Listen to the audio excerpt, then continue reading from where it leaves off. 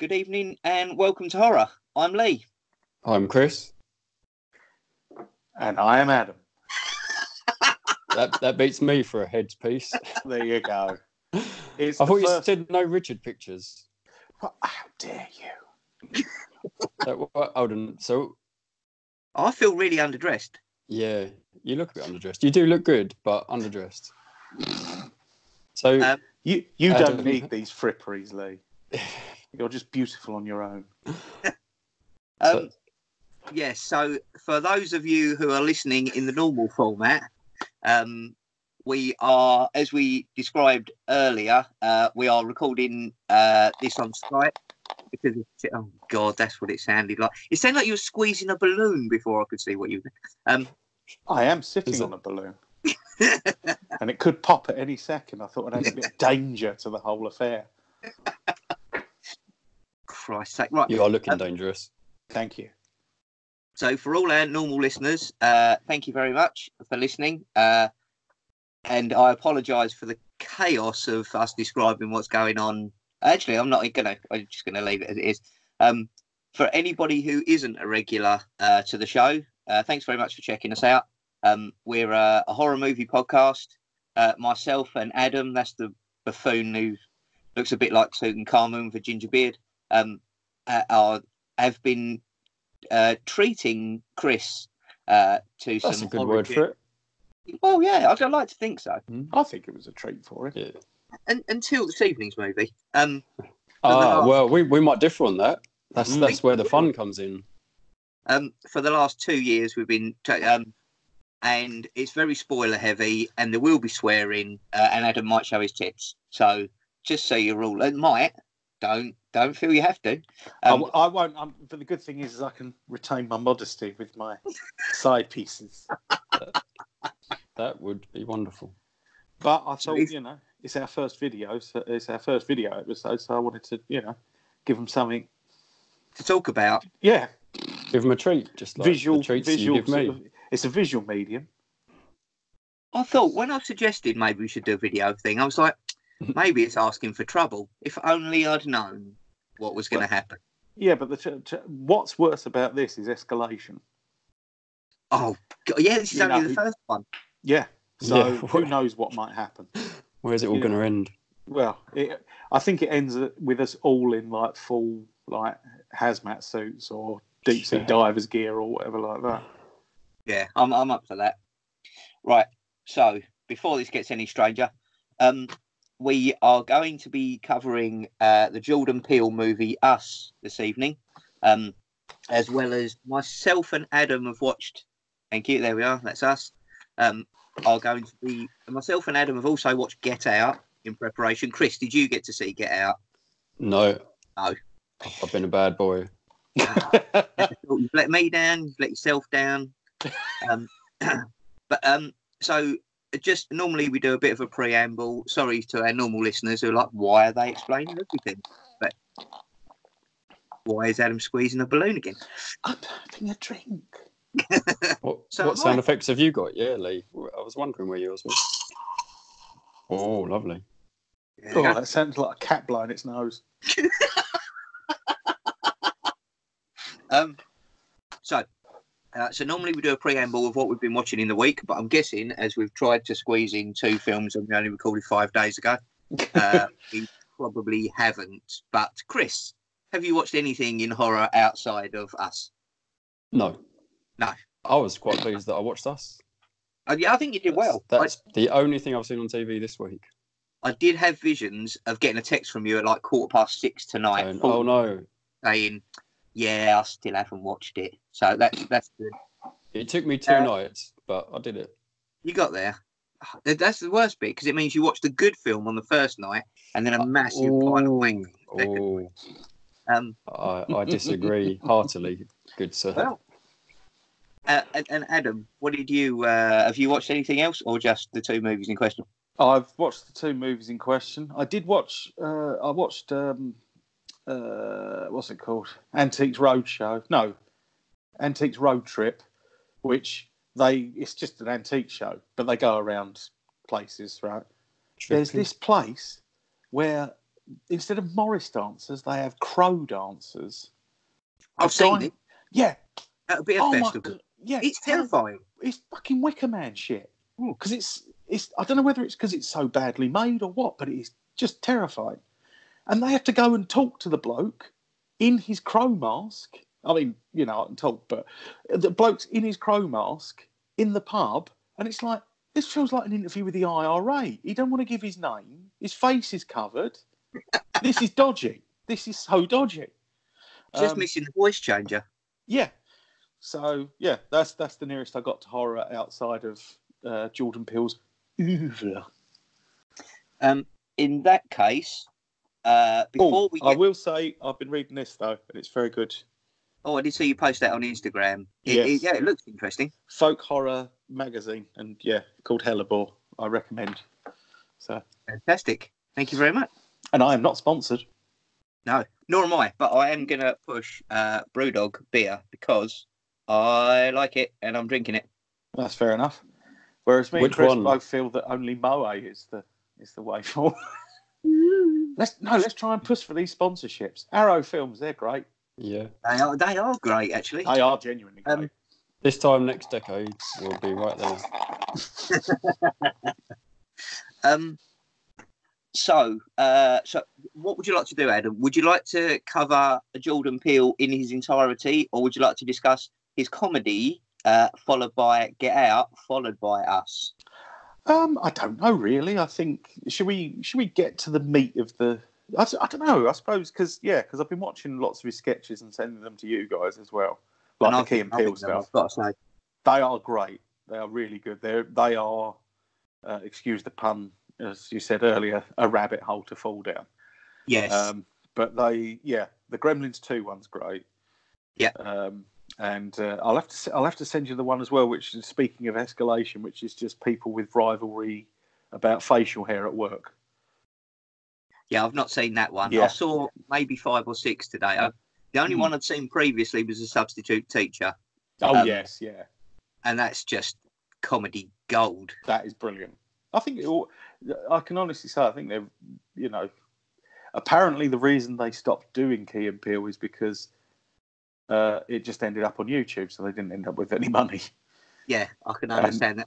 And I can totally see the escalation from there to him going into filmmaking, because they're really, like, considering they're just comedy sketches, they look amazing. Like, there's so much thought gone into the sets and the costumes and everything. Like, it's fantastic stuff. So they really do go to town with it, and it's very sort of cinematic and very and obviously full of film references and stuff like that. Yeah. As indeed are Us and Get Out as well. So, did you watch any of them, Chris? No. None of those. No, unfortunately not. It's been a very lackluster week for me regarding they're all TV. They're all up on the WhatsApp. So yeah. And fortunately, they're only like 5 minutes or whatever. Yeah. So, but I recommend that as a rabbit hole to fall down, definitely. How do I? So then following that, we watched Get Out. Oh, sorry, Chris, what were you gonna? Yeah, but so you really like his comedy, yes, rather than his serious stuff. I liked Get Out. Spoiler alert. Yeah. I thought it was a really good film. Get Out is. I mean, obviously, we'll try and be spoiler sensitive from Chris's point of view more than anything else, as well as the listeners, because obviously, like you say, we're gonna dig the shit out of Us. So that I can sit. I understand. Having watched it, I can honestly say I now saw what your problem was, Lee. You know, I could see what the narrative twist was. That so we'll be spoiling that because it's the only way we can discuss it, really. Yes, absolutely. But Get Out, I think I preferred Get Out to Us. And me and Claire watched both. So well done, Claire. Yes, you've been given a well done. What are dear. her thoughts? Thank you. Actually, she did give me her thoughts on Us as well as. But Get Out, But then I think Get Out has. It has. I mean, Us has comedy in it, but Get Out has it more overtly.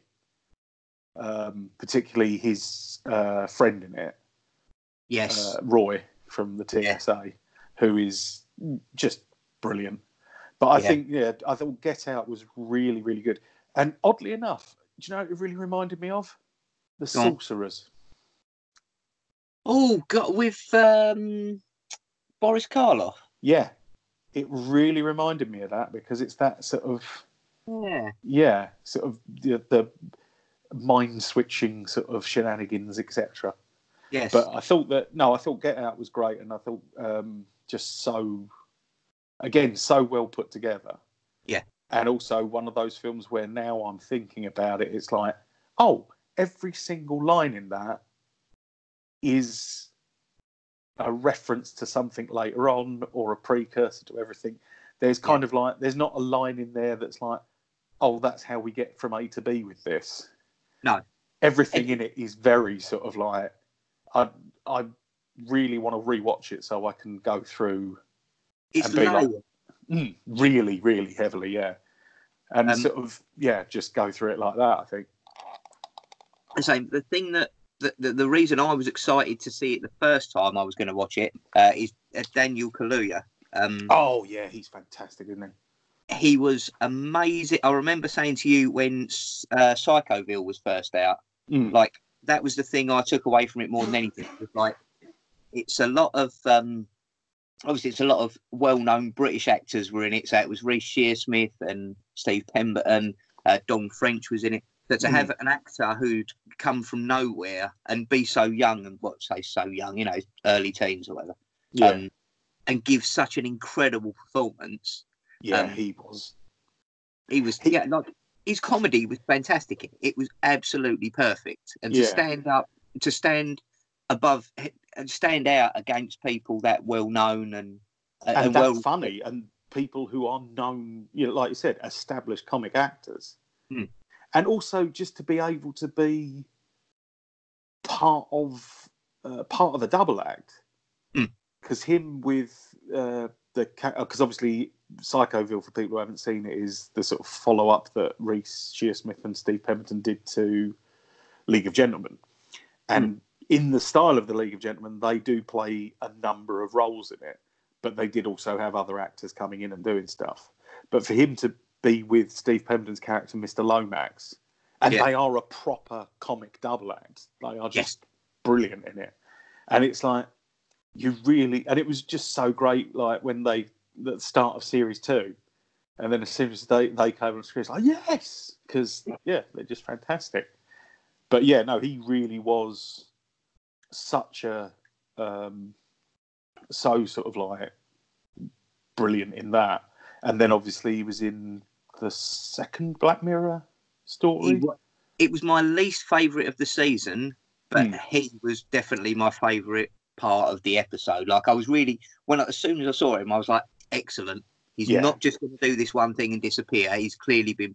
I wasn't expecting him to suddenly rocket to Hollywood the way he did, but I'm so glad that he did, because he's amazing. Like, his range, as you say, if you compare this to Psychoville, like, they're a million miles apart, and he just plays them all perfectly naturally. It's fantastic. And also, it feels like a basic, but there are so many actors where it doesn't work. He can do an American accent. Yes. You know, he could. I can imagine people watching that and just like not realising he's British. It was so natural that I was watching it for about 20 minutes when I suddenly went, oh yeah, he doesn't talk like that. Yeah. Like, it took me that long to suddenly go, he's not speaking English, and I've not gone, oh, that's hard to get over. So really, really good. But no, Get Out definitely. I think Get Out definitely gets 5 teaspoons out of 5 for me. Yes, that will become clear. That must be a secret reference. I'm not saying anything, Chris. That could just be a random thing I've just said. That would also not be surprising. That's very true. Don't get that close. We set you close. So the reason I didn't finish it previously, to be fair, is when we watched it, it was late on a Friday night, and we watched as far as the hypnosis And I think it went on that long and was that good that it sent Lady Jennifer to bed. And she went, I can't do this anymore. And I'd convinced myself that I'd worked out what was happening. I was convinced it was going to be the most dangerous game. Oh, right, yes. So that's where I thought it was going. So I was like, I don't need to watch the rest of it. I know what's going to happen. And then I watched it, and it wasn't. It wasn't that at all. It was really good. It's well, I mean, that's the thing as well. Is I think not only is it a good original idea, what I really liked about it is that it is about race, but not in the standard way of how you would have villainy in it, where it's like, just racists. If anything, this is people who are kind of too into the black experience, shall we say. And so, I think that's an interesting sort of, that was an interesting sort of new thing to be sort of put in a film and used for horror purposes.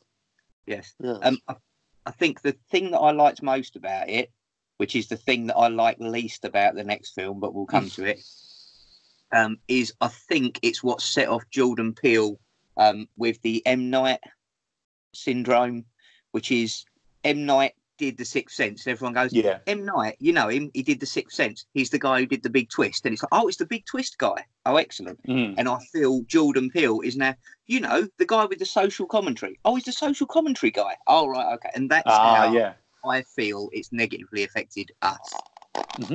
Not us, but us. It's definitely not negatively affected us, no. No, but the next 20 minutes or so may well. So, Chris, as this is a voyage of discovery for you, this podcast in general, why don't you tell us... I've discovered, the things I've seen. Why don't you tell us what you thought of Us? And I promise not to shout or swear or talk over you. Yeah. So, I thought it was excellent. And...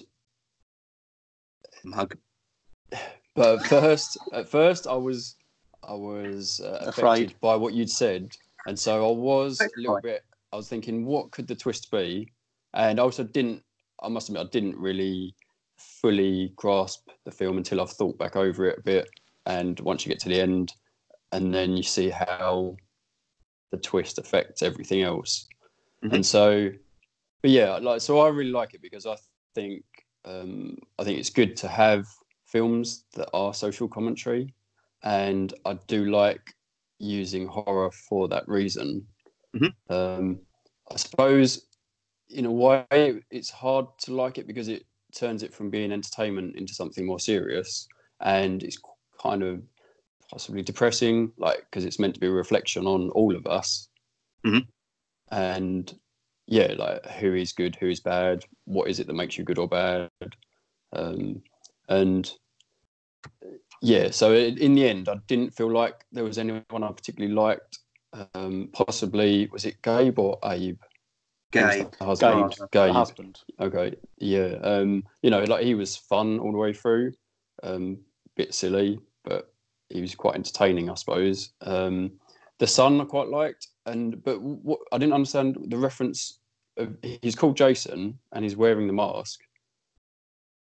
It is apparently a Friday the 13th reference. But that's just it. Really, it could just be the boy has seen it or knows about Friday the 13th. It's not anything more than that, is it? I don't understand why that was supposed to know. No, I think it's just that they took the name Jason and because because they knew the character was to be wearing a mask. But I think that's just his sort of a kind of disassociative thing that he has. Is it? Yeah. Okay. Yeah. But then is it just because Jordan Peele likes Friday the 13th? Oh yeah. No, I think that's it. He's a massive. Yeah. Okay. That makes sense. Yeah. Okay. So it looked to me like there were lots of references through the film, and I don't think I fully got most of them. I mean, the one with the Jeremiah reference to the Jeremiah Bible 11.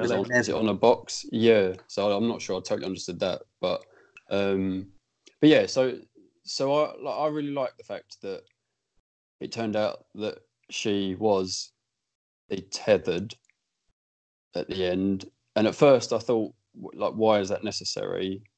Because there's no other way to piss all over everything that happened in the hour and 40 minutes that come previously. Well, so, you know, so she was, when she was the girl, and for whatever reason they've all been made. Have we spoiled this too quickly? No. I think do we need to? Okay. No, I think we're going in. People will work our way back. Well, we've told everyone that they need to be, aware that there's a, that we're going to be spoiling it. So don't worry about actually spoiling it, because I think we need to get to, because for anyone who is new to this, one of our ongoing conversations, basically since this film came out, is that Lee watched it and loved it up until a twist, and then absolutely hated it. Really, really got pissed off with it. So I really enjoyed the first 30 minutes. Mm-hmm. I was mildly annoyed for the remainder of the film until the last 5 minutes, and then the last 5 minutes left me so angry that I took to WhatsApp and told everybody who I knew what a piece of shit it was. So that's basically where I am, and that's where I stay. All right, so it might be more interesting then to hear why. Yeah, go on. It might be more interesting to hear why then that ruins it so much for you, and then I could reflect on that. Okay, well, before I do, Adam, what were your thoughts of the movie? Well, I'm very sorry to say I enjoyed it. Oh, fuck you. I did enjoy it. Like I say, much preferred Get Out, but I did still enjoy it. I thought it was an entertaining film. And actually, I'm assuming that your problem was when that final sort of twist reveal where it's Adelaide and Red had swapped places when she was a kid. Yes. And so it's sort of like, so all the way through it, you've been assuming that everyone who is a double in it is actually just from the cloning, whatever it is that's going on underground. Yeah. And then right at the end of it, it turns out that actually it's been the clone who's grown up to be the mum and everything, while the daughter's been trapped in the underground and experiencing things the other way. I wasn't upset by the twist. I love a twist, but it created so many plot holes. But the trouble is I was the other way with it, is that I was up until that point going, I can see what his problem is here. And then that sort of came in. It was like, oh, no, that does actually explain what my problem was. Because my problem was I was thinking, well, how the fuck did she break the programming? See. But also... why was she different from the rest? Yeah. And obviously she is literally the only person who talks. Oh, that's a shitter, actually. I got so excited about my hat. I was going to say, Adam. That's how I was going to that would have been good. Because if you've not spoke to anyone for 10 years who can't talk back to you, you would apparently forget how to fucking speak. No, but that's because she was strangled when she was the girl. Yeah. The girl strangled her. She does cause... That's apparently the damage to the throat. It looks like it would do. And then she's not speaking to anyone for however long. I don't know. That seems... So the her above ground, the her who was from below ground who couldn't speak, who was then above ground who still couldn't speak, that makes perfect sense. But why the her who could speak, who went underground and then couldn't speak properly, that really annoyed me. So I suppose, like, I grew up knowing someone who had their throat damaged and they spoke like that. So that seemed perfectly reasonable to me, that she got strangled and then she would speak like that. And also take on a bit of a strange, demented-ish kind of behaviour because she's hanging around with people who are very much like that. Yeah, she's kind of been driven nuts by the whole thing. Yeah, her whole life was ruined. Which you would be. Yeah. But that was my thing, is I was actually sort of like, well, how did she break the programming? Why is she the only one who can talk? And then it was like, okay, so that seems reasonable. But also, I think the trouble is that I had an inkling of it a few times in it anyway. Yeah. You know, they do sort of presage it in sort of certain bits. The Addie, we think is the real Addie, she does act quite odd. Yeah. Yeah. And there's even bits where she's going, obviously quite guttural sort of when she's fighting. She does regress during the fights. Yeah. She does start doing it looks like. Yeah. So that's why I thought she was more connected to them. So all the way through I thought I didn't realise what the twist was. But yeah, I thought, oh, somehow she is more connected, and that's going to become important that she either helps them or somehow. Yeah. Well, it's kind of the opposite, but yeah.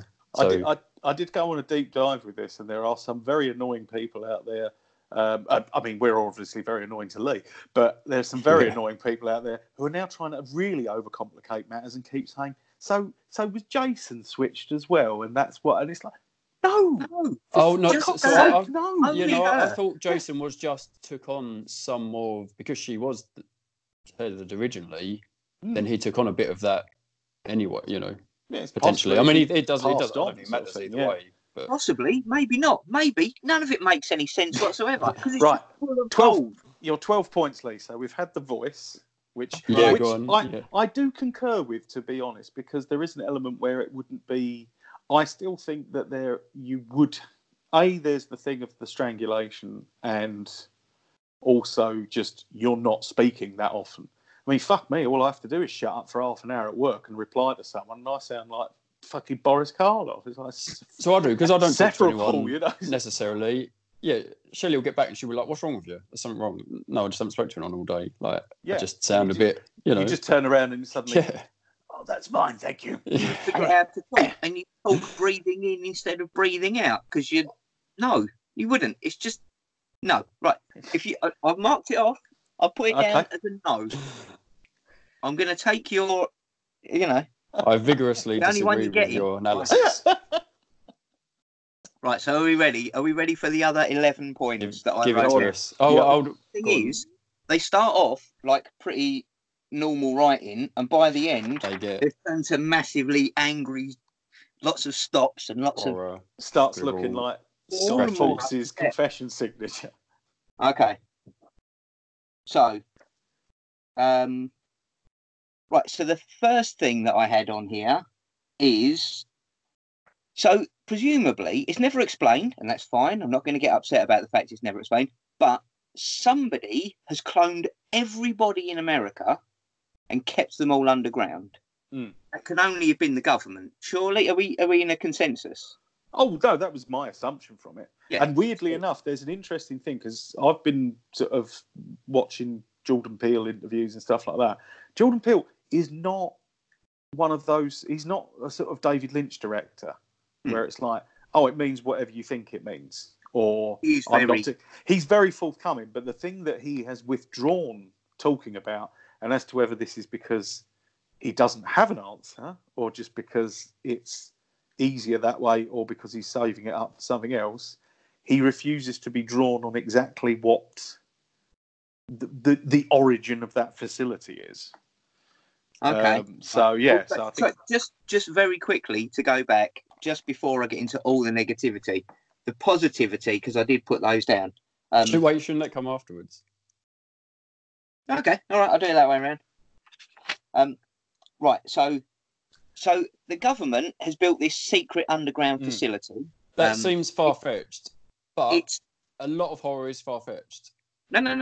That's not the problem. I'm giving that a pass. All right. That has got a pass.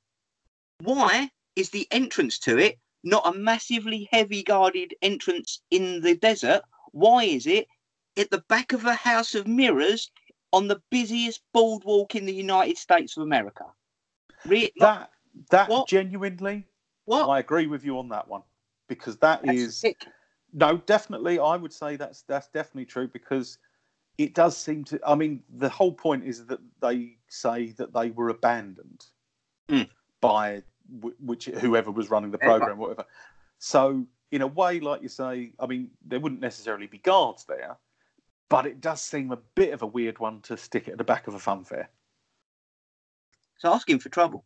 It's asking for trouble, unless you've got that thing, like the Illuminati, where it's like, oh yeah, because we secretly run the world, we're going to leave clues everywhere because we're morons. That one. Where it's like, I'm not buying it. No, that's what I'm saying. If it's that ridiculous that it's like, well, we put it in a hall of mirrors because they're like a distorted mirror image of us, and that sort of like gives a signal. But again, where is that meeting that they have with the Bilderberg group or the Illuminati, where they all just go, right, guys, can we stop putting fucking anagrams in shit and doing like crossword puzzles on the fucking dollar bill? we're running a secret society here. Secret. Come on, underline secret. Everyone in your copybooks now, underline secret. And no more of this nonsense. And stop getting Jay-Z to put symbols of our supremacy in his videos and stuff like that. Rubbish. Right. So I don't mind it too much. I don't have a good answer for it, but oh no, I have absolutely no response to that. That is definitely Like it seems a bit odd. I'm assuming that they also thought of that, so there may be an explanation because they could have easily made something. To be fair, I've not gone through like I know Adam does. He goes through afterwards and watches the interviews and the discussions and read the reviews. And I've made a point of not doing any of that because I wanted to hold everything back for this discussion. Yeah, I'm happy to be shot down on every one of these. Well, yeah, but so did you not see anything about that? No, and this is the thing. It does seem odd. I mean, like I say, Jordan Peele. That's the one thing that he won't be drawn on is who was running the facility. And more to the point, I mean, I think the one thing I would say about Us is I think that there's one rewrite away from an absolute stone cold classic. This is my problem, and this has been my answer. I think what happened is, and again, based on nothing apart from my own conjecture, I think Get Out came out. It was a fantastic movie. The studios went, right, you've come out of nowhere. You've made an absolutely classic movie. You've got 12 months to do it again. If you don't, everyone's going to forget who you are and you're starting again. You've got to get it out. And they've just rushed him to the point where he's had to come. It's had to be a social. It's had to have a social commentary. So he started with that. He's got a load of really creepy ideas. He's mashed them all together. They've not had time for reshoots. They've not had time for rewrites, and they've rushed something out before it was ready. Because he is a fantastic filmmaker. He's got so much going for him, but this film fails massively for me, and that's what I feel. The only thought I've got about it is that it's meant to be a little bit like it is possible for us to go and see that, but we're not for some reason. Because I can't believe he wouldn't put in something that would make it impossible practically for anyone to find it. So I just feel like that's got to be deliberate because so much else in the film seems deliberate. That's the thing, and I do wonder because I think you might be right though, Lee. As I think it might be somewhat like sort of True Detective Series 2, whereas then you got Series 3, and that was like, oh no, this is genuinely as good as the first series. Yeah. But Series 2 was kind of like, right, you've got to capitalise on this success, quickly do a series now, and it's like, shit, I usually have a gestation period for this sort of thing. Exactly. He spent years drumming this up in his mind and taking his time. Then they've suddenly gone, you've got 12 months to come up with the idea, write it, script it, screenplay, get it shot, get it advertised, get it out. And second album syndrome. Yeah, I was going to say that. That's totally what it reeks of. It doesn't feel like that to me yet. But go on, oh, no, add a few more of these points. It's still a second album that I really like. But yeah. Right, second point. Now this one this one is only a half point, I'm willing to admit. But I wrote it down at the time as it was occurring. The bloody... Is someone breaking into your house, Adam? Yeah, it's a duplicate of me. Yeah. But it turns out... You're the... I was the duplicate all along, but don't tell Claire. Is it also wearing a wanker's hat? No. It's... Oh, dear. No, this is going to end... that's going to end badly. What are you looking at there? What am I looking at there? I'm actually looking at a blind. I thought it was sort of like, if I keep doing that, it's a bit creepy. So...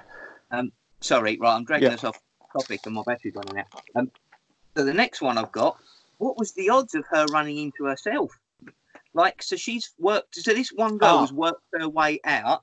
Don't give me that it's the tethering shit.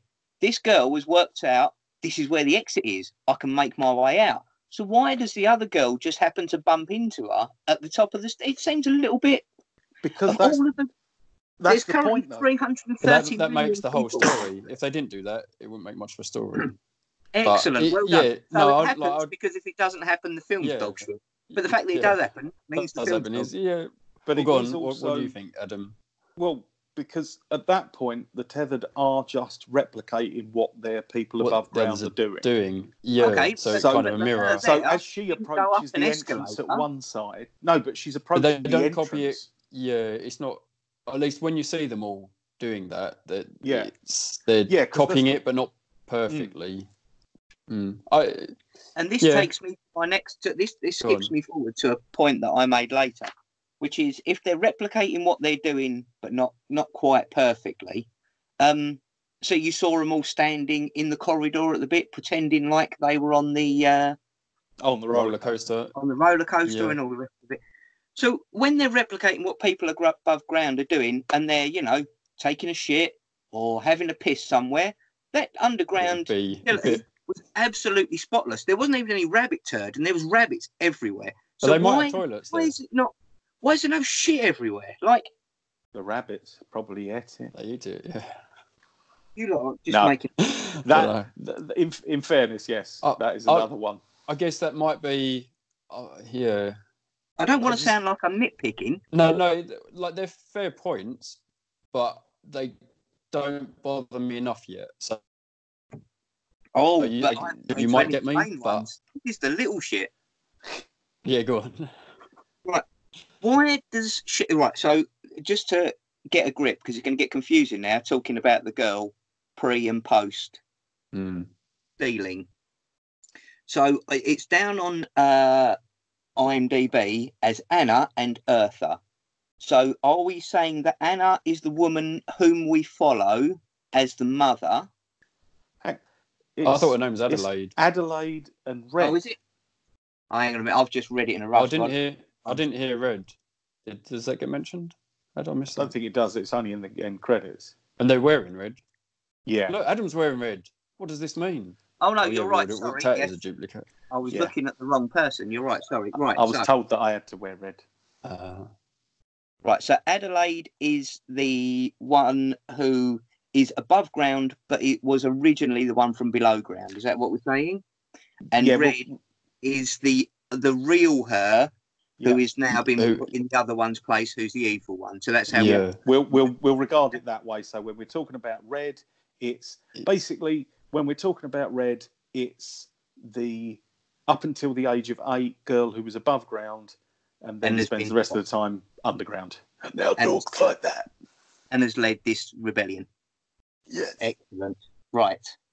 So, why does Adelaide tell her husband about the bumping into the clone thing?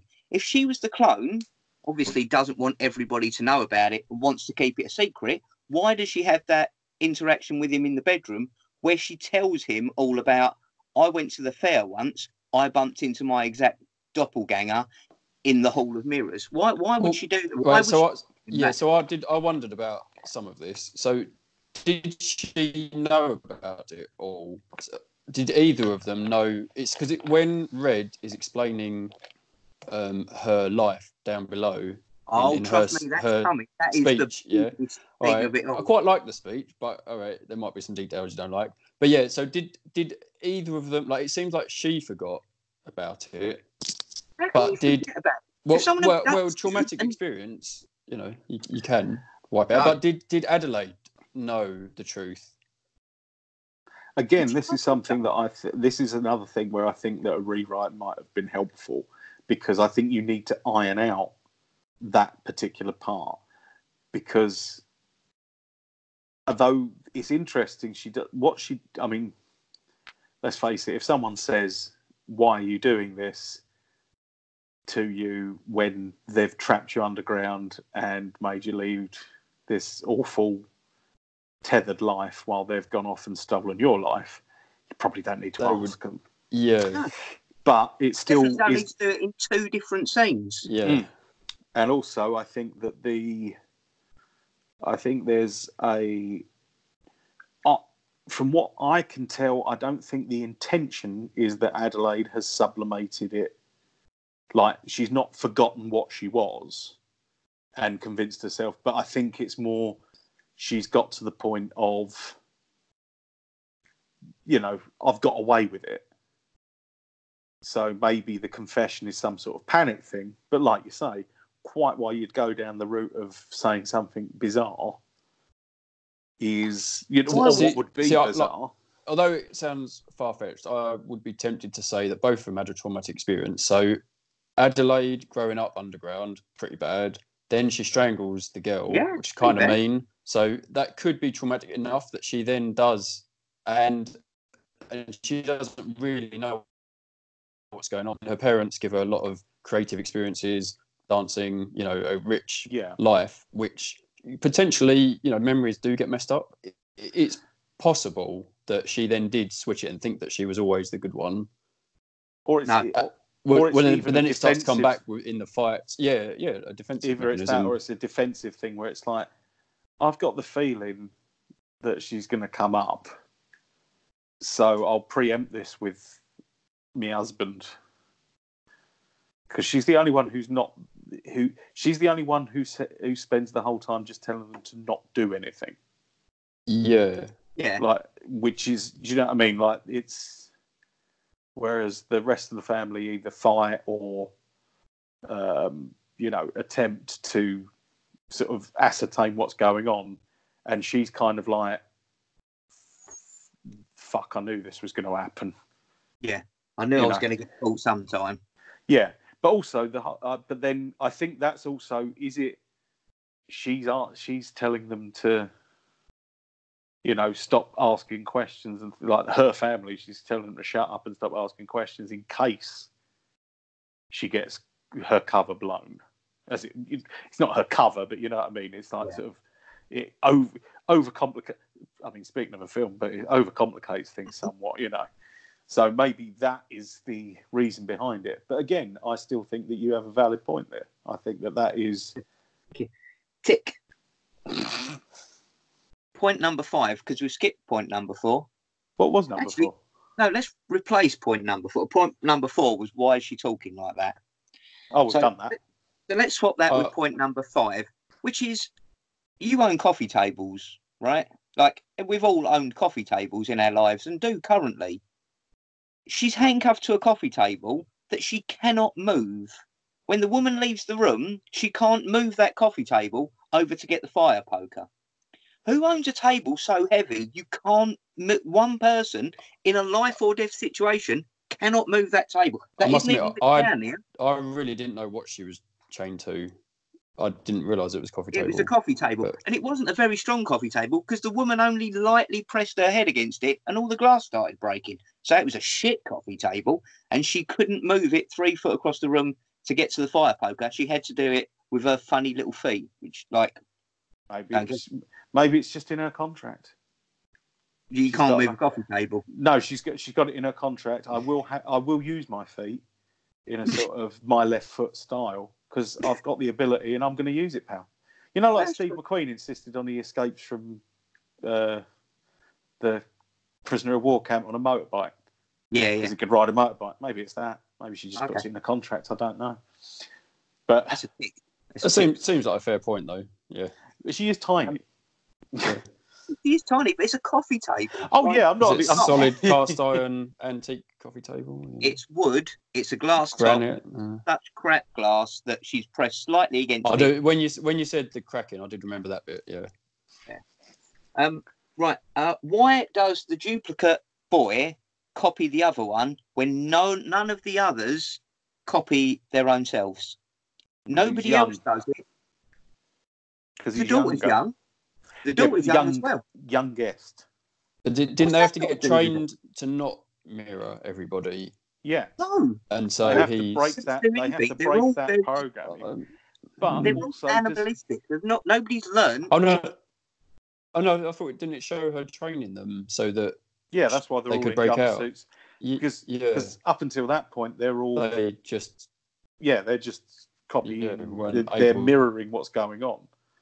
So whether it's because to really think or very that was how I interpreted it, was that it was just that he was younger, so he was less developed and hadn't broken away that much from.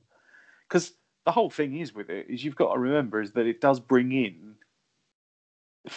However they've done it, there's no science given to you, so it's got to have some kind of supernatural element to it. In so much as is it a government magic program almost. If you see what I mean, like creating magic is just unexplained science. Exactly, but that's what I'm saying. Is it like is the connection supernatural rather than because they don't? I mean, obviously they don't explain a lot. I'll tell you what it is. The magic is made of nonsense and it's held together with bubblegums of bullshit. That's what it is. No, the magic's a lighter that you got in your hand. You can't quite get it to go. That's what it is. Because that's the thing. That was the weird Reddit rabbit hole I ended up in, where it was like people saying, "Oh yeah, he says he lost a magic trick last time he was there. So last time he was there, he got swapped, and then he got burnt, and then he got." It's like, no, he didn't. Stop it, you silly boys. So you're wait. Oh no, just to go on that, because they do share some odd smiles though, and it's only Addie and Jason that do that, which I don't know what the relevance of those were particularly. But I think that's just I just thought that was just meant to be a parental connection to a kid who was a bit odd. Disturbed or old or whatever, who likes wearing a werewolf mask. So no excuse. So that is a tick. So next point. This is the first of the big points. The father is at this point on the boat and has been abducted by himself. Stop waving that at me. That was a big point. Yeah. So he's been abducted. So the father's been abducted by himself and he's on the boat. Yep. The doppelganger has a pair of scissors which he is about to stab him with. He suddenly thinks, if I smack my head off this outboard motor, it'll knock him unconscious. Nothing he has seen to this point has led him to think that. Bearing in mind, his doppelganger has knocked the shit out of him with a baseball bat and has not felt any pain. So why does he suddenly decide, if I hurt myself, he will feel it? No. He's not felt it to this point. He broke his leg. No, he headbutts the outboard motor and he's on the propeller. So he gets diced. Claire thought it was like a Gemini sort of connection thing, and no, it's because they say to him, when it's like he's going, the bloke said you hit it on the side and it gets the motor going. Gets it going. When he's just pissing about in the boat. But the blade doesn't cut him because the bloke hasn't been cut. He just falls into the water. No, he's not been just like under hit him. It goes like that, and then he's off, and he's been diced. But he was still on the boat. No, he was stood in the boat. I thought he was standing right at the back. He's been. They're both been in the water. The dad's climbing back on and gets himself partially into the boat, and then the doppelganger comes over the top of the over the back of it. Okay. Yeah. Okay, that one is a cross. Well done. First one. Thank you. Point number 7. I'm done with boats. Where did the one woman out of the 330 million people, if everyone's got a doppelganger down there, managed to get everything for everybody down there to have a red boiler suit, one glove only for a right hand? What happened to 330 million left gloves and a massive pair of antique scissors? They're all identical and they've all got them. From where? Why? How? What? She mentions being given scissors as a child. So 330 million pairs. Well, was it a special birthday? This is the thing, though, is they don't give you the full extent of how many people are down there. Is it just Santa Cruz that's been cloned? Well, not if it's Hands Across America. It must be everybody. Oh, no, but yeah. But it doesn't actually show you. Although at the very end, when it's from above, you're flying along with helicopters and you see the row of them holding hands. So I guess that suggests they're all wearing, it's quite wide. They're all wearing red. Way. That's all yeah, of them. they are. But again, this is the red boiler suit shop. That was something I saw questioned online, and the solution that people had come up with was, well, it's a government facility. They probably just had loads of it down there. What, and they gave them all one glove and a pair of scissors? Oh, the one glove is Michael Jackson reference. Because the kid liked Thriller. I get that. It doesn't make it happen underground in a facility where you have no access to anything. Oh, no. But we are talking about a facility where they've cloned everyone. And, there's got to be a certain level of limited. what's the relevance of Michael Jackson? Like you said, Well, Jason according liked it. So Jordan Peele did it as an homage to him, which is fine. Well, I think unbelievable in the context of the story. He did describe Michael Jackson as the patron saint of duality, and I think he was taking the piss. So good, he's a fantastic comedian. I've said that from the off. He is a fantastic comedian. Oh, just an aside note to that. Did you know that the Michael Jackson Simpson episode is now taken out of circulation? No, so it won't be shown on telly. Yeah, interesting. I did not know that. Yeah, just found that out today. Just drop that in there as a side fact. Okay, well, thank you very much. Right. Point number 8. So they're all just clones, effectively. Mm-hmm. We're told that they've made clones of them all. Why do some of them have supernatural powers? When they go next door to the house where the fun neighbours who they meet at the beach are with their 2 daughters, one of them suddenly turns into fucking Spider-Man for no reason whatsoever. Yeah, this was Claire's Ask Welcome to Horror for this episode. Oh, sorry, Claire. No. You've ruined it, Lee. No, you've made it better. You've hit upon exactly the same question, which was, why is it in films as soon as people are evil or possessed, they're suddenly fucking Bruce Lee? Yeah. Well, when you're feeling evil and possessed, mind you, does the girls that give you great powers? On the beach, the girls are doing like sort of cartwheels and shit. I mean, it's not quite the same as like full blown murder dives, but they are meant to be fairly agile. It's a tick. Right. Oh no. So this is kind of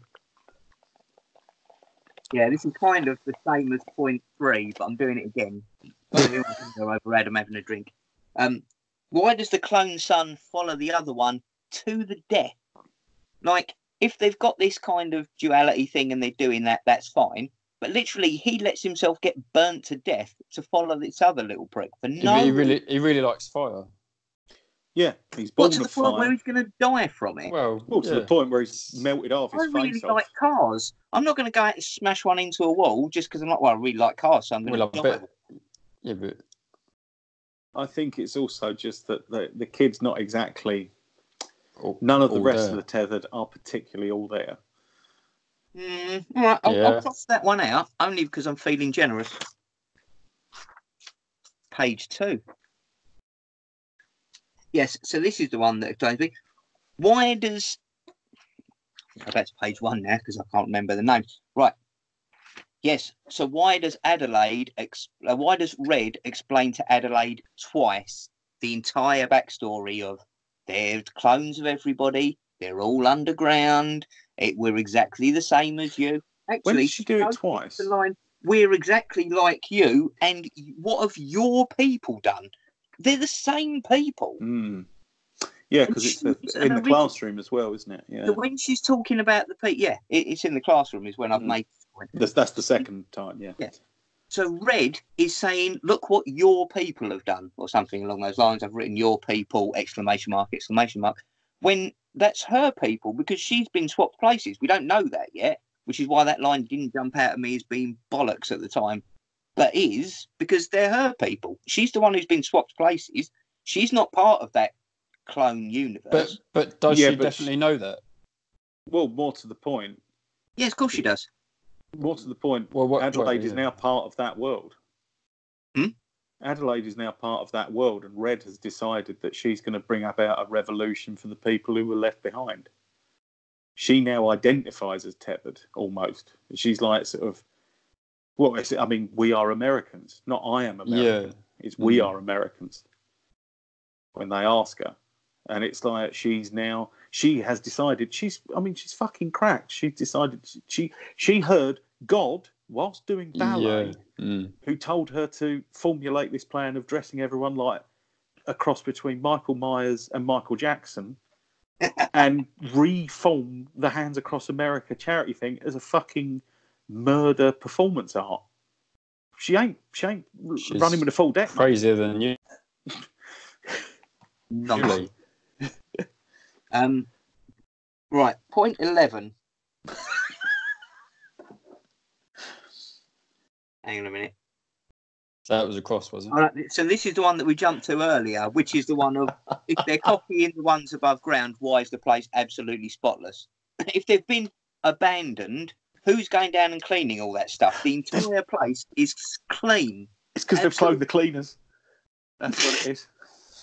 You didn't see any of them, but there's loads of tethered cleaners who just go around with pledge. You never see the cleaners. They just clean and it's clean.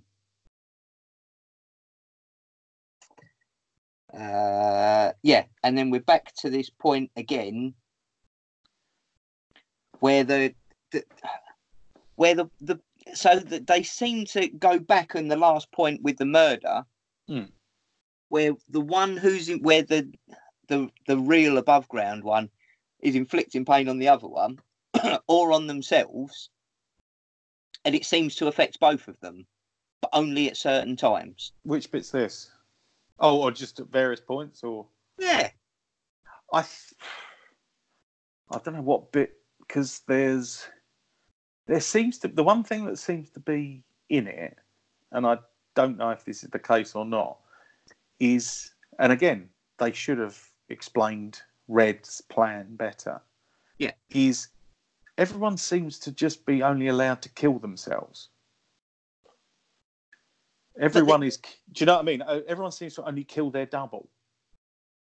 Yes. Now I picked up on that. There were times when one of them could kill somebody else, but they didn't. They don't. Yeah. They argued over who killed who at one point when they got in the car. Oh no! But... The tethered seem to only be sending up to kill their own to sort of replace their double. Because I don't know because I didn't clock this at first, but you know the guy who's holding the Bible quote, the Jeremiah 11. Yeah. Yes. And so you know what that quote I thought he was a tethered. Yeah, it's therefore thus saith the Lord, behold, I will bring evil upon them, which they shall not be able to escape, and though they shall cry unto me, I will not hearken unto them. And apparently that is a passage in the Bible where basically God gives a group of people a piece of land to live on, but they but only if they worship him exclusively, and they don't. So he basically fucks them up. So basically, so just not to have a bash at religion or anything. So basically, God says, if you follow anyone but me, I will let you die, and I will watch, and I will enjoy it, and I will do nothing about it. Old Testament like something God would badass. Do. He really is. He's like Galactus. What about if they said sorry? Is it all right then? If they that's because did you know Jeffrey Dahmer's in heaven? He said sorry at the end. Oh, did it? Oh, well, then. Yeah. After the bloke shanked him in the shower, he said, I'm sorry about all them cannibal things and everything I've done. And now he sits at the table with our Lord. And he's welcome in my Father's mansion on high. Will you be joining him? Not for dinner, no. Fuck that. But no, there's... Dahmer's there. Do you know what he does to people? But then actually thinking about it, this is clearly the God... that Red, this is the God who spoke to Red, is the vengeful God, is the Old Testament blood and fire, Sodom and Gomorrah going up in flames. That's where the term Sodom comes from, as in our Sodom. But, so that's what the biblical quote refers to. Now, interestingly enough, Lee, I've got a point for you that you haven't got on your list. Oh, well done. Yeah, and you're going to like this one because this one is genuine pure science. Right? If you only eat rabbits, it kills you. You get a thing...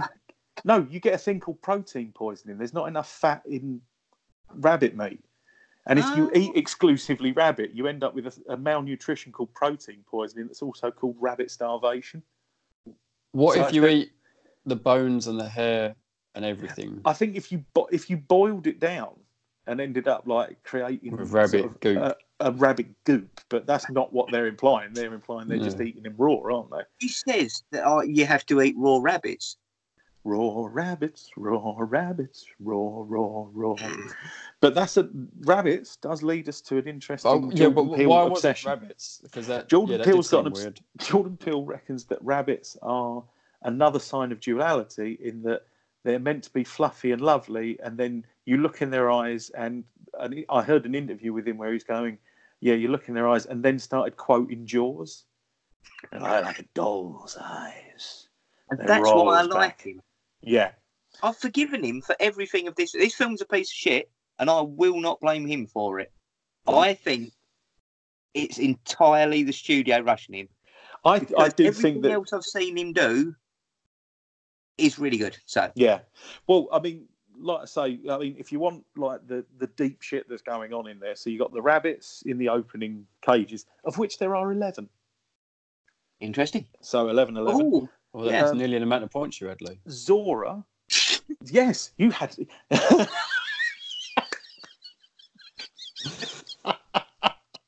We don't have to explain that anymore, do we? No. Because people can see it happening. Yeah. Right before their If you eyes. can't, The why abuse not? that I get. Yeah, but you're meant to be abused. That's what you're here for.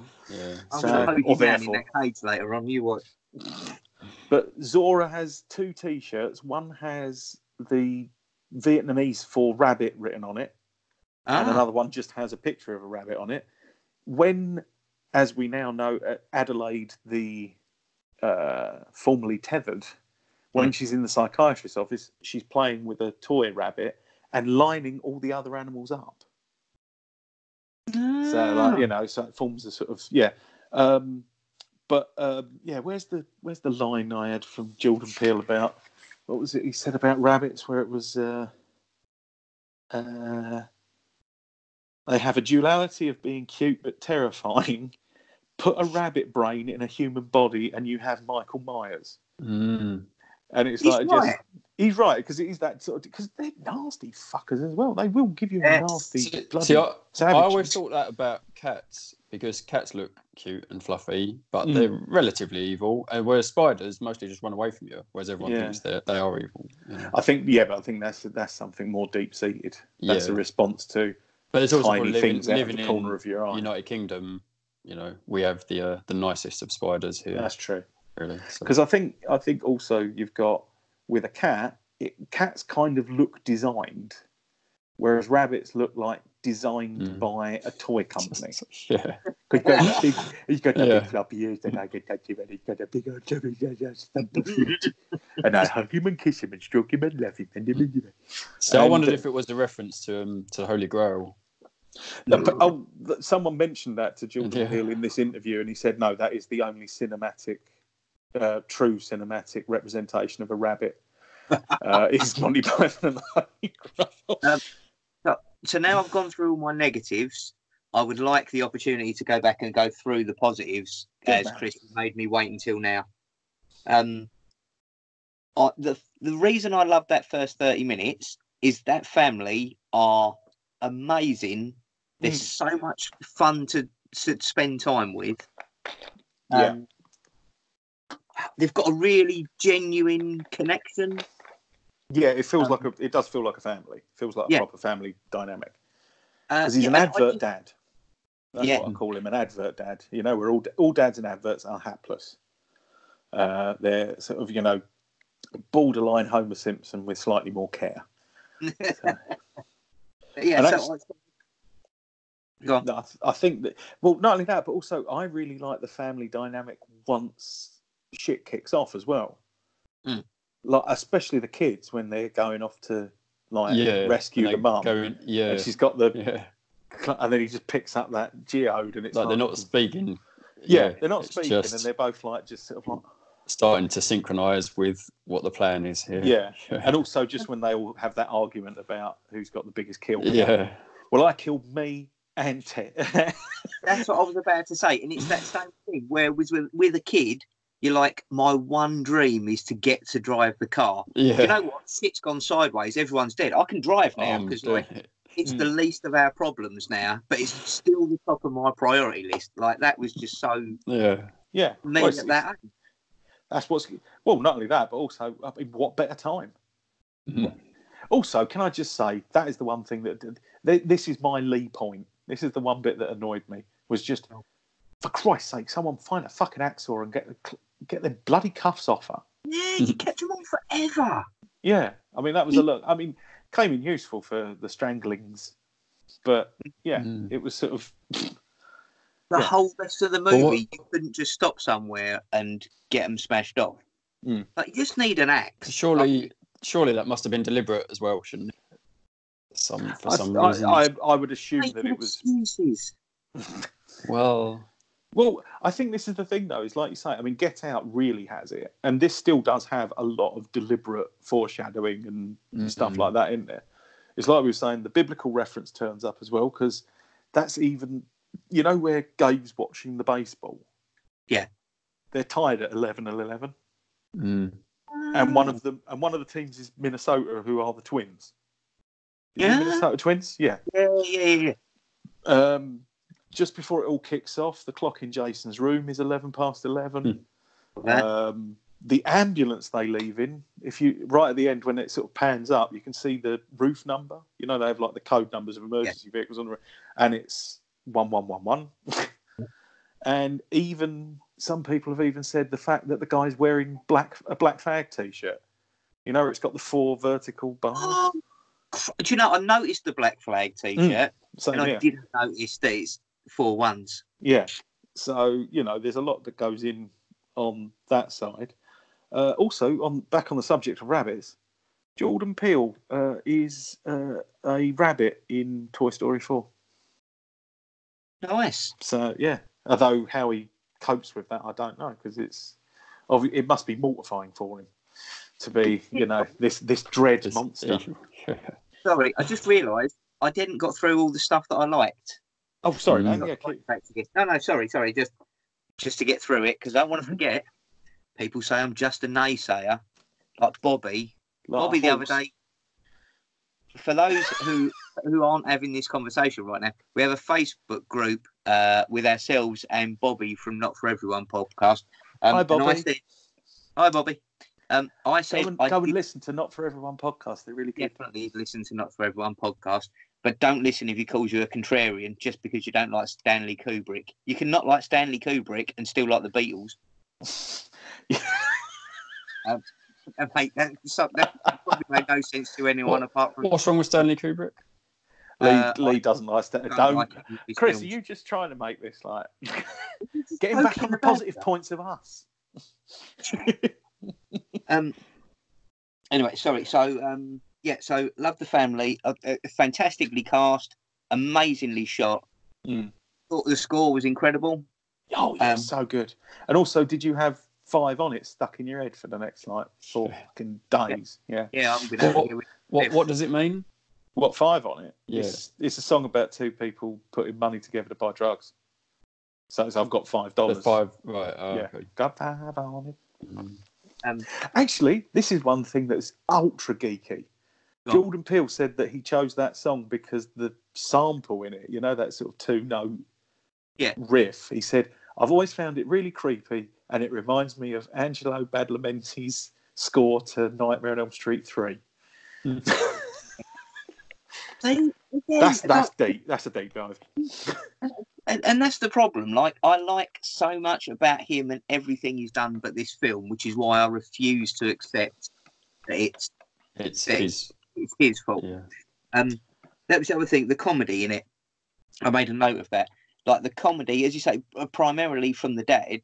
It's just brilliant, and and that was why I felt so upset the first time I saw it and didn't like it, is because the first 30 minutes I enjoyed spending time with that family so much that I actually cared. When things started going wrong, I actually cared. I was like, oh no, I don't want anything to happen to them.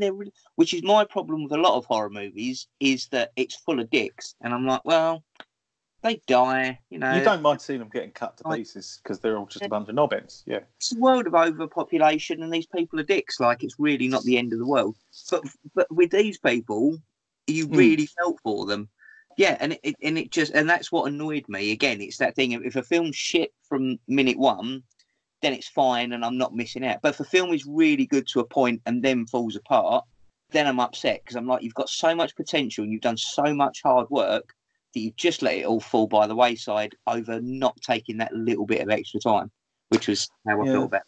I think there is, because this is the one thing that seems to have happened as well, is that obviously, like I say, Jordan Peele's quite happy to discuss the film and things like that and people's questions about it. But this does seem to have caused a lot of that online. So clearly a lot of people came out of it not quite getting it. Yeah. Or like not quite getting it, but sort of like thinking, well, hang on, what was that? Or why was that? I mean, don't get me doesn't necessarily happen all the time.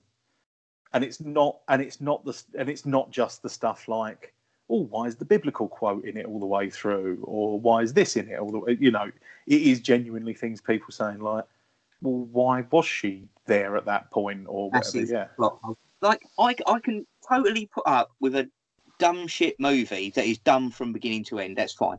But if you're making an intelligent film that has an important socio-political undercurrent, you can't just have massive plot holes. Like, either it's an intelligent movie or it's a dumb dog shit movie. And I like both. But if you are going to make it a smart movie, it's got to be smart from beginning to end. You can't half-arse it. And that was the other problem, as I was saying before, with the M. Night syndrome. And I think that's the problem. It came at it from the wrong angle, and it didn't have time to gestate and fill all those gaps out again for whatever reason. It had just been a stupid movie with no deeper meaning to it, and it was just, here's a load of creepy shit, we're just going to stick it all together and just see if it melds, you know, like that's Giallo, and which again I'm not a fan of, or but all Paranormal those Activity. Yeah, you know, just, exactly. It doesn't have to make sense. It's creepy and it creeped you out, so it did its job. But if it's an intelligent movie, which is what his films I feel are and should be. Sorry, that's my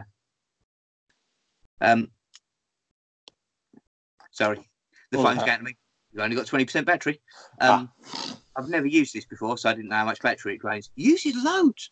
A new one's coming on Monday, so that'll be much better.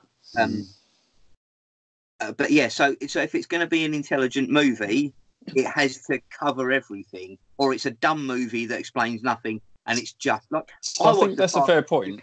I quite agree, but I just don't feel it. Just so I like how Adam said it, which is a rewrite would bring it up to that level of amazing. Yeah, and but so it's not making me angry at it. Obviously, it's doing that to you. I think everyone can tell that, but yeah, no. For me, I think it got a lot really good, and yeah, you know, there's definitely bits that would have been great if they were better, but it doesn't then suddenly make me. I still think, you know, overall it was a good job. I think also like the weird thing is with it is that the message is kind of blurry. Yeah, because it is. Do you think that's good or bad? I quite like that blurriness of it, but it is, especially because it's sort of the way I interpret it sort of goes towards prejudices I have, because it's kind of like there is an element where it's like, oh, you've got, you know, whatever happens, someone has to suffer because someone else is doing well. Yeah. But equally, there is the element of, but the only way that you can switch that over is by an aggressive takeover and someone else suffering. You know what I mean? That's essentially what Red does. Yeah, that's why I said at the start, it leaves me thinking, oh, we're all kind of bad. And what can you do? Like, you know, it's...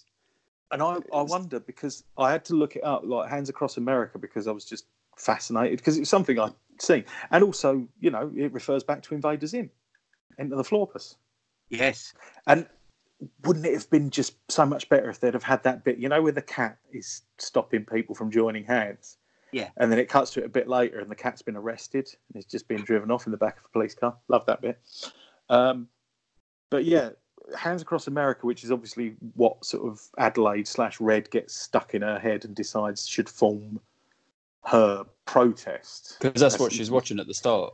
Yeah, she's watching the advert for that. But yeah, it was a charity event held on May 25th, 1986. Day after my birthday. I wasn't born in that year. But...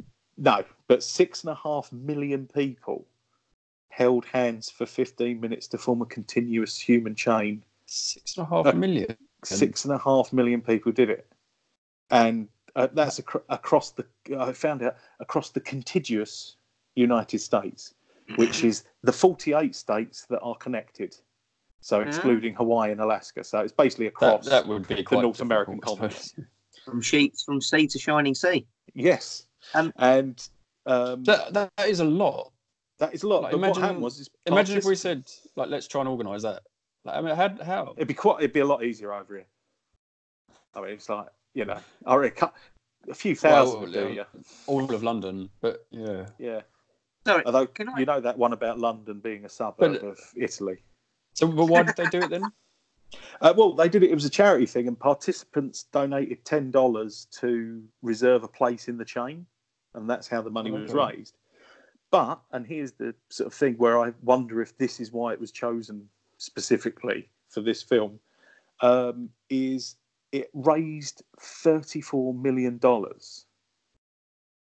But after the operating costs, there was only $15 million left to actually go to the charities.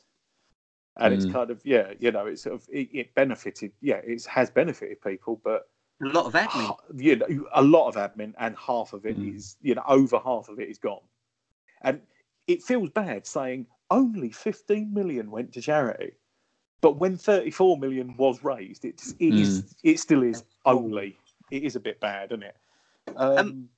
Sorry, can we just go back to something that Chris just said? Because I think for anybody who hasn't been listening to the podcast for the last 2 years, this is a perfect example of Chris.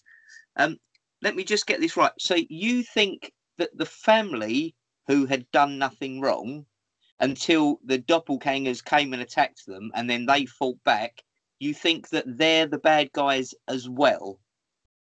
Because they were doing well, so the others were suffering, despite the fact they didn't know other people were suffering for them doing well. So it's not... It's hard to use the word bad, but it's not good. So it's like something was missing. Someone wasn't doing something that they either could or should be doing. I explained... Somebody was asking me about you recently. I was having this discussion with somebody. And I told them that you were the kind of person who, if the zombies broke in and were trying to eat your family, you would spend so long trying to deliberate whether or not it made you worse than them if you fought them off, that all your family would die. And that just sounds like you've been speaking to Jennifer too much. You'd be standing there going, but if I attack them, does that make me worse? Why am I more important than... Oh, it's too late, all my children have been eaten. No, but the point is you can discuss that, but when it's actually happening, you have to take some action. But you can definitely discuss whether there's a reason that they've ended up becoming zombies, and what were they before that, and should we have done something? Well, also these are all possible questions to investigate. Decisive in the moment. I think you'd spend too long deliberating, it'd all be over. I think it's also the statement about they were born. They managed to double them, but they couldn't replicate the soul. But then Red above ground is given the chance to be human. She learns to talk. She has a normal life. She's a caring mum and a wife and everything else like that. So given the right environment. They would be... Yeah. So they've been left to become nothing. Yeah. Yeah. Just because they are abandoned. And again, it's clearly the government. Because they're shit. It normally is. So quiet, but they are. But those who have been cloned are not guilty of... No, they are not guilty. They're none the wiser. So why are they not the good guys? Well, what makes them the bad guys? Why are they the... Well, because Red is the vengeance of God and she's gone off her fucking head. It's like... The best way I can put it, and, this says a lot about me. It's like Bane in Dark Knight Rises. Yeah. In so much as I was really on board with the idea of a revolution where you just use it as a way of petty recrimination against people who you don't like. But I was really into it when turns out it was a big front for a death cult. Like a suicide cult. I was like well up for it then. But I think, I just genuinely think that, she's working on the basis that these people are taking back, and I wonder if this is the reason why. I'm not confused by Red's. Oh no! What I'm confused by is the fact that Chris is basically saying, if this was real and there was an underground clone of me, and I killed them because they tried to kill me. No, but so it is essentially real because it's a reflection on the state of the world. That's Yeah. well, as far as I can tell, that's the point of it. Yeah. So It's there is haves an and have-nots. underclass of people who are forgotten. You know, we barely know of them, and yet there's millions. No, I agree, and I totally understand the subject. But what you're saying is, if this were real, and the real you came and tried to kill you, and you killed them first, you would. Oh no, not literally. Not No, I mean the figurative or the metaphor of it essentially tells us that we're all bad. It's not, you know, not literally the zombie they're killing them. Who wants to hear about the 11 films that Jordan Peele gave the casts to give them a primer on horror? Yeah, let's close out with that because my battery's really suffering. Fair enough. Right. And we've been going for an hour and 20 minutes. Have we? Yeah. Well, I'm going to say I enjoyed Us. I enjoyed Get Out more, but I enjoyed Us. I think that it does have its flaws, but overall, I could get with it and enjoy it because I think it's still a good bit of filmmaking. It's not necessarily a coherent piece of filmmaking in every sort of way. I can see your flaws as well, Lee. Sorry, the flaws that you've not yours, dear, because you are perfect. Look at you there in high def. So for me, it makes me want to see what he's going to do next, or if Definitely he's given more time. Next. He's writing and showrunner for. They're doing an adaptation of a book called Lovecraft Country, and Lovecraft Country is a book set in the time like the sort of 1930s, 40s that Lovecraft was writing about, but it's a black family who are sort of subject to the Jim Crow laws and everything, and basically it's about how they are already quite able to deal with weird because they experience it anyway. Okay. You know, the sort of concept of old gods and chaos and things like that. And it's like, we're already at the fucking behest of arbitrary laws that mean fuck all. Do you know what I mean? They're already subject to pressures and things like that that are utterly out of their control and utterly alien to them. And so, he's doing a thing called Lovecraft Country. And the guy who played Adelaide's dad in this is in it. I know he wasn't in it a lot. He was very good. I think everyone was so fucking... I'll tell you what about the dad as well. How the dad goes from avuncular sort of advert dad into a scary version of the big thick fucker out of Superman 2. Is really impressive just by standing up straight and taking his glasses off. Suddenly, he is fucking terrifying. Yeah. Oh, yeah, totally. Claire did want to mention that she said the bit that she found scary was just where Red was explaining what was going on next to the fireplace, you know, just after they initially break in. But she did have a problem with the inconsistencies of the makeup, in so much as they'd just given the daughter a smoky eye. And it's like somehow that denoted evil. So, this is apparently it's a makeup thing. I don't know. I pretend. Yeah. Well, I pretend. It's interesting that none of us mentioned. None of us did. No. I was looking for it, and I didn't find a problem with that girl's makeup. But you might have noticed, I've never worn it in my life. No. Oh yeah. But yeah. Right.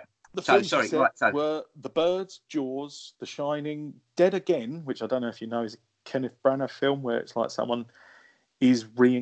Possibly someone gets reincarnated and then realises that their current husband killed them in a former life. Funny Games, which is definitely the most disturbing home invasion movie you'll ever see. Yeah. The Sixth Sense, M. Night Shyamalan. Tale of Two Sisters, Martyrs, Let the Right One In, and The Babadook. So, some good quality movies there. Also, I like two of them. Did you spot the Lost Boys reference? I'm going to say no, and as soon as you say it, I'm going to kick myself. Right. They're in Santa Cruz, where they filmed the Lost Boys. Yeah, I did get that. Yeah, and as they're walking along, the mum goes, do you know they're filming a movie over by the carousel? You can get yourself a part in it. No, didn't get that. So, so while Adelaide is being kidnapped and replaced by Red, Kiefer Sutherland and Alex Winter are hanging around the carousel. So, you know, there's evil. Oh, and the only other thing to mention was next to the TV right at the start, VHS tapes for Chud, The Goonies, The Right Stuff, and The Man with Two Brains. Nice. So there you go. But yeah, no, I enjoyed it. I think I enjoyed the. Oh yeah, the girls, the two twin girls, the family they were friends with. Mm-hmm. They're Ross and Rachel's baby in Friends. Oh, okay. Because in like TV, where if they've got a baby in it, they get twins so that they're not having the both. Well, basically because babies are a fucking just nightmare who won't behave themselves or do what they're told when the director says so. So yeah, yes. So we seem to keep talking about Friends. Yes, I saw a lovely cartoon the other day. Someone walking along and they went, I've trod in shit," and then they lifted up their leg and just on the bottom of their heel was the logo for Friends. So, classic. Yeah. So in summary, I say don't watch this film, but do watch everything else Jordan Peele has done, and I'm very excited for what he's going to do next. But don't let the studios interfere with you. Stand up for it, man. You're a good filmmaker. You're a good writer. So is he just not saying that at the moment? Then is he waiting so that he makes sure he gets another? I don't know. Like I say, it was just the impression I got, and obviously Adam felt the same. Was this had so much potential, and it just felt like it just needed a little bit more time to iron out the creases. I think, whether it's... I don't think it's an editing situation or anything like that. I just think that there were a couple of bits where if the dialogue had been even just tweaked slightly, so an us becomes a them or something like that. Somebody else explains to the person who doesn't understand what's happening. So we don't have to have two people who both know what's happening have a conversation where they explain to us step by step what's happened, because they both know. We should next episode. Fuck's sake. Next episode, we'll just start off, and you can go, Chris, Adam. As you know, we run a podcast called Welcome to Horror, in which we review. Hang on a minute, I did that at the beginning of this episode. No, but that's what I'm saying. Do it in a proper lampshading way. That's the way. Explain it to us. As you know. Right. Let's call it a day, because it's been a very long episode. And I don't know what the limits are for uploading stuff to YouTube, because I've not done it before. And we've promised the listeners now, so we can't let them down. Because that's true. We love them. So thanks ever so much for listening, ladies and gentlemen, or possibly for watching, either way. If you send us a question, put hashtag Ask Welcome to Horror. You can put it in the comment section below. I'm sure one of us will remember every few months. Or you can go to Instagram at welcometohorror.com. No, Instagram at welcome. I forgot how it works. If you look for hashtag Welcome to Horror or Welcome to Horror podcast, but we are Welcome to Horror on Instagram. Yes, or you can go to our Facebook and you can comment there with hashtag Ask Welcome to Horror questions. Adam, stop doing that; it's creepy. He just gets too. He's always too close. Even in person, he's too close. Make me snake wiggle. Or you can email us at info@welcometohorror.com. And the phone will stop telling me my battery's running out. No. And next episode, we were playing in Quatermass in the Pit, I believe. Yes. Cool. So go and watch Quatermass in the Pit and enjoy its marvellousness. Not a Stanley Kubrick film. Not a Stanley Kubrick film. So this not a Stanley Kubrick film or a quickly done Jordan Peele film. So hopefully it should be a less contentious episode. I can't guarantee that. In my mind, I really enjoy the film, but every time you say, for the last 2 years, let's cover it, in the back of my mind, I'm like, there must be a reason for that, and I don't know what it is. But let's further explore it, and we'll discuss it in a fortnight's time. Well, I'm just going to go off and listen to Power Slave. Don't know why.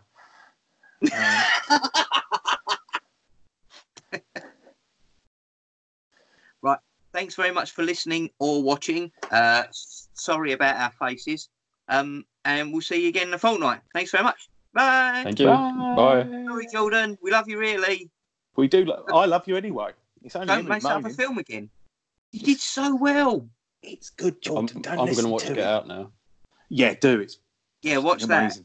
It's not a massive pile of spunk like this one. It's better than Us, but Us I like. I like Us. I think Us is I good. like you. Oh, thanks, Chris.